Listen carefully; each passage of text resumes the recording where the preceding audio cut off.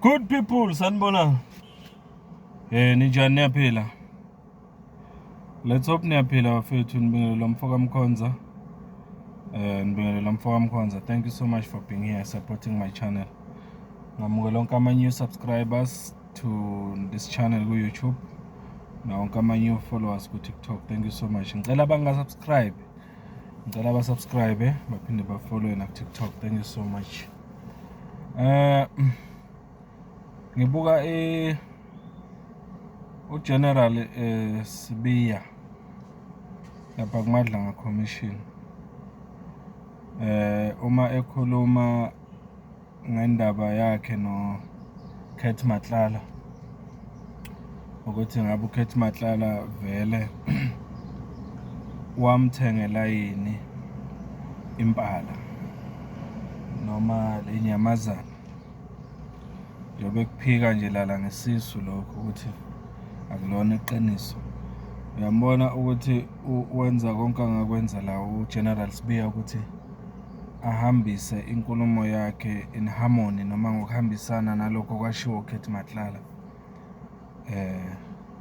ukuthi leya voice note noma lelazwi elizwakala kuleya voice note elikaKhethi Matlala la khona ekhuluma ngokudayisela noma ngokuthengela uGeneral Sibiya inyamazana.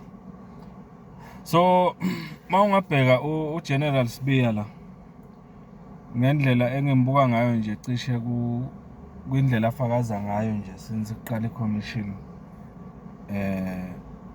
uyabona ukuthi kunezinto lana uGeneral Sibiya azenzayo ukuqinisekisa ukuthi ubufakazi bakhe buyahambisana nobukaKhethi Matlala abushayisana bahambisana nje ngendlela efanele. Ekufana exactly nezinto ebengiyilalela ku Brown Mokgotsi.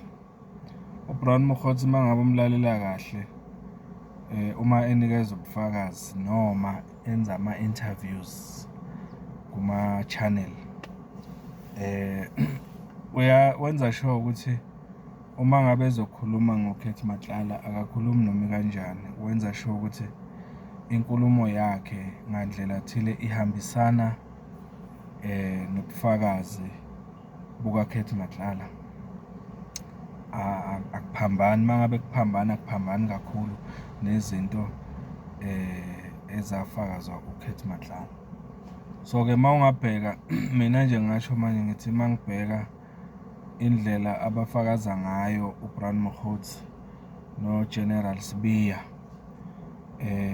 it shows ukuthi kahle ba loyal to uKhethi Matlala and lokho kukodwa nje kuyakutshela ukuthi there's a lot ekhona kwi-relationship kaKhethi Matlala, uBrown Mokgotsi no Shedrack Sibiya, General Shedrack Sibiya. Uyabona ukuthi la bantu they can do everything ukuthi baprotectane, they can do everything ukuthi inkulumo zabo zihambisane. Nakuba uKhethi Matlala kunezinto azisho ngoSibiya ukuthi uSibiya uyayithanda imali and everything nani but mawungabheka uSibiya yena ey'ntweni ezakhulunywa uKhethi uyazama uSibiya ukuthi enze isiqinisekiso sokuthi akukho lapha hambana khona kakhulu nenkulumo kaKhethi Matlala. Mina nje ngasho ngithi kule video yami emfishane ngifuna ukusho ukuthi kwi-testimony yakhe uGeneral Sibiya ngimbona loyal kakhulu kuKhethi Matlala. uBrown Mokgotsi at the same time naye njengoba ngiphawula ngaye naye ngimbone loyal kakhulu kuKhethi Matlala.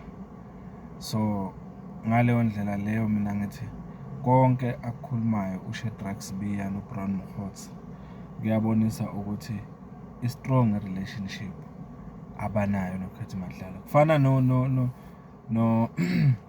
no deputy EMPD banlo bani uJulius Mkhwanazi. Yes, lo phuza amanzi kakhulu ku commission. Naye bangaba umlalela kahle, he was doing everything he could laphana efakaza ukuthi angazibeka endaweni embi uma ekhuluma ngoKhethi Madlala. Wayenza sure ukuthi even noma bembuza ngokuthi usewumnganini kaKhethi Madlala, wazi wakuveza ukuthi ubungani bakhe noKhethi Madlala baphela ngo-2022, if I'm not mistaken, ngathi washo njalo impela ukuthi nje ukucommunicate naye as close brothers kwagcina le kubo 2022. Shothi nje uKhethi ngokuka Julius Mkhwanazi udiscover yonke lento ngoKhethi nje ukuthi uphambana nomthetho and everything. Vele yena Julius Mkhwanazi wayesevele ebukhathile noma sekuphelile ubuhlobo between yena noKhethi. Lento lena mayibheka ke iyakutshela ukuthi kahle kahle uKhethi Madlala labantu bonke la ngibabalayo, uGeneral Mkhwanazi, Brown Mokgotsi, Julius Mkhwanazi, mina ngibabona njengabantu ebebebheka noma ababheka uKhethi Madlala njengeboss. Bayamhlonipha kakhulu futhi bayamkhothama ngendlela mina engibuka ngayo, angazi unibuka kanjani. They are doing everything ukuthi babonise loyalty yabo, in short bangamjikeli uKhethi Madlala njengoba asaseyinkingeni manje. That's what mina I'm seeing kwi-testimony kaGeneral Mkhwanazi, uJulius noBrown Mokgotsi kanjalo noGeneral Sibiya. Unibona kanjani lento engishoyo? Ake sixoxe ngawo. Ngiyabonga. Cela nisubscribe and share and comment. Thank you so much.